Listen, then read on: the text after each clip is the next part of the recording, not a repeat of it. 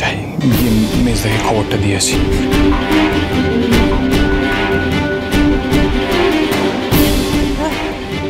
এতক্ষণ ধরে এই কথাটা আমার কাছে চাপতে চাইছিলে?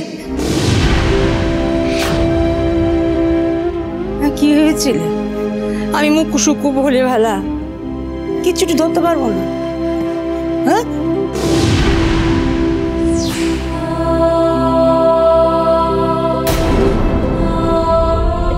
না না মা, ছি, আমরা এসব কেন ভাবতে যাব? এই গোটা সংসারটা তো আপনার হাতে তৈরি। একটা জিনিস এদিক থেকে ওদিক হলে আপনার চোখে ধরা পড়বে না? আর সেখানে বাড়িতে চুরি হয়ে যেত, বিশাল বড় কাণ্ড। যখন বাড়িতে চুরি হয়েছিল তখন তুমি কোথায় ছিলে? মা, আমি তো হরিনাম শুনতে গেছিলাম। এই তো সুন্দরী আর ওই চিকু, ওরাও আমার সাথে গেছিল। ওরা সাক্ষী। আমি তো রাতভর হরিনাম শুনছিলাম। বাড়িতে যে চুরি হয়েছে আমি তো জানতামই না। আমরা তিনজনে তো একটু আগে ফিরলাম। মা,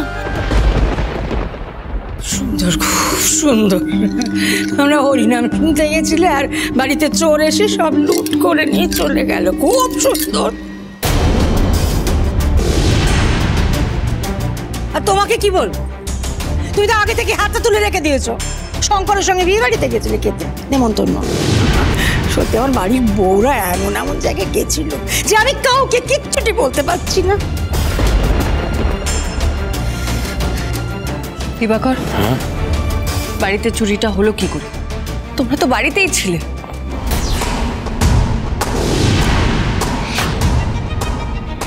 ছিলাম, কিন্তু শিউলি এখনো সত্যি বলছে না, এখনো কিছু একটা লুকোচ্ছে। বাবা রে বাবা, এমন মরার মতো ঘুম, হ্যাঁ, যে টেরি পেলি না তোরা?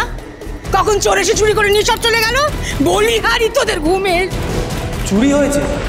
ওই কেউ তো কিছু বললো না। কি রে দিবাকর, আমরা যখন ঢুকলাম তখন তো একবারও বললি না যে চুরি হয়েছে। আর কখন?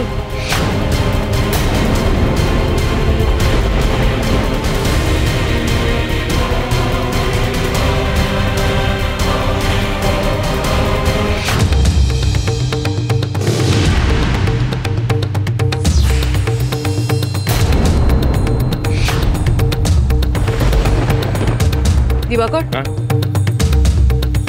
শিউলি সত্যি কথা বলছে তো? যখন চুরি হয়েছে তোমরা বাড়িতেই ছিলে, তোমরা ঘুমোচ্ছিলে, তোমরা কাউকে দেখতে পাও না। আচ্ছা, তোমরা আমাদেরকে সত্যি কথা না বললে আমি তো ইনভেস্টিগেশনটা করতে পারবো না, চোরেদেরকে ধরতে পারবো না।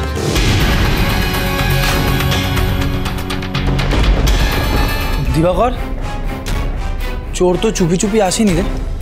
সদর দরজার কড়া সমেত তালা ভেঙে ঢুকেছে। সেটা তো নিঃশব্দে হতে পারে না।